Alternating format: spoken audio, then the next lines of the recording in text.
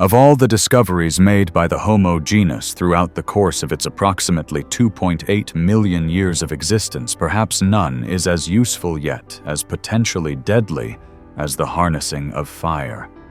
Fire, that beautiful, flickering yet terrifying element, is used to cook our food, to heat our homes, and to power our machinery.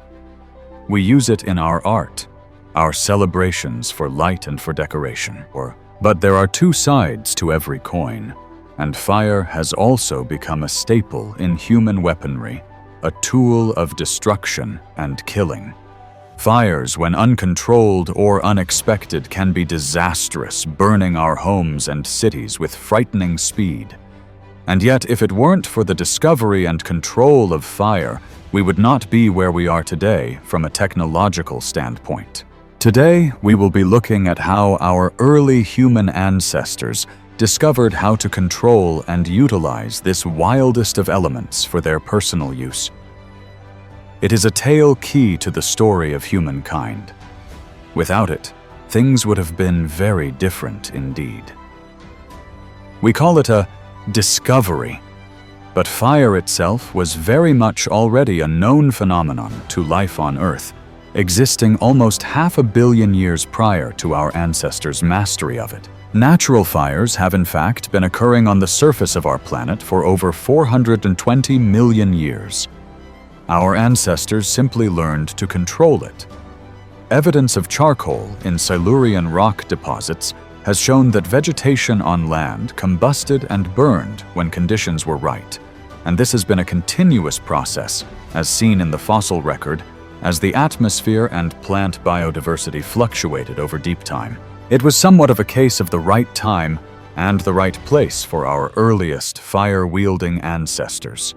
Throughout the Pleistocene epoch of the late Cenozoic era, grasslands were widespread across much of the world, including the mighty expansive savannas of sub-Saharan Africa.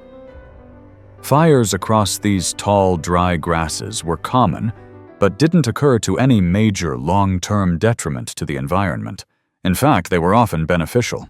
The savannas relied on periodic fires to remain as savannas. If it weren't for the constant cycle of burning and regrowing, these regions could have steadily developed into scrubland, forcing their animal inhabitants to adapt or perish. Our early ancestors, apes, australopithecines, and early members of the genus Homo would have frequently observed these powerful wildfires tearing across their open landscape. Once they learned that fires could not only kill, but also char the vegetation and animal life in their wake, it is possible that they began to follow these blazes. As our ancestors trailed the fires, they may have collected the cooked animal carcasses and plant matter burnt in the flames, which would have saved a lot of energy that would otherwise have been expended in hunting or foraging. What's more, animals fleeing the fire could have been cornered and killed without the need for an extended chase. Antelope, for example, running in the opposite direction of the perceived danger, could have been intercepted and killed by members of a hominin troop strategically encircling and following the blaze. It wasn't until approximately 1.5 million years ago that our ancestors began to interact with the flames more directly and gain some measure of control. Scientists can often only speculate on the exact events that took place, but these primitive humans may have noticed that some substances burned slower than others, perhaps purposefully throwing them onto dying wildfires to extend the duration of the blaze, keeping the fire alive for longer. Dry vegetation and animal dung were likely used in this manner, and also to scare off predators or rival groups of humans. This controlled fire would have continuously provided heat and light, in addition to a source for cooked food. The smoke produced by the fire would also have been useful in keeping away irritating, biting insects, such as flies and mosquitoes, meaning that our ancestors could wander the plains in relative peace so long as they stayed out of the fire's immediate harm. As for the exact moment humans were able to specifically start their own fires at will, scientists can again only speculate. It is incredibly difficult to pinpoint the very first ancient campsite, or hearth, but several sites in the Middle East and southern Africa may hold crucial clues. Specifically, these include the Kesem Cave in Israel and Wonderwerk Cave, replacing Vondervoort Cave, with a more widely recognized site of early fire use in the region in South Africa's expansive Northern Cape province. The Israeli sites are much younger and show repeated use of the same fire locations, as well as clear evidence of cooked meat. How exactly were these fires first intentionally formed, though? As our early ancestors began to notice which materials burned slower, it is likely that these materials were gathered and stored for use in specific situations. Famously, 2 pieces of flint rubbed or struck together in quick action can produce sparks capable of igniting tinder. Around the time fire was being mastered, flint was already being used to create weapons and tools. So many individuals would have been in situations where they observed sparks flying from the flint as it was struck by another stone.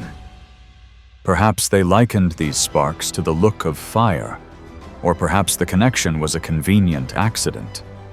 But through putting 2 and 2 together, these early people were eventually able to harness the power of fire for themselves. It would have taken much trial and error, and it's likely that many complications and obstacles arose during the process. But before too long, our ancestors were specifically using slow-burning material to feed a controlled fire, keeping it going throughout the night to provide light warmth and ultimately cooked food. The subsequent impacts of controlling fire are nearly endless and profoundly shaped human destiny. Firstly, humans would have begun to gather more consistently in locations where fires were repeatedly lit and maintained. Groups from across the lands may have joined together to live in areas that could be kept warm and bright, offering protection against terrifying predators, wolves, bears, and big cats that lurked in the darkness of the night. The means of keeping an area lit for extended periods beyond sunset likely led to changes in the sleep schedules of these early people. People would gather around the fires to socialize, forming lasting friendships and relationships, and communicating vocally with one another in ways that would have laid the groundwork for ancient languages. As humans sat around the fire to socialize in the evenings, their developing language would have allowed them to pass down stories of their ancestors and daily experiences. Perhaps significant individuals were discussed, such as brave hunters, skilled tool makers, or respected healers. These early conversations, made possible and perhaps more lengthy by the presence of fire, would have contributed to the advent of culture and possibly even early religions and legends, as stories were passed down to later generations. Art is included in this category also.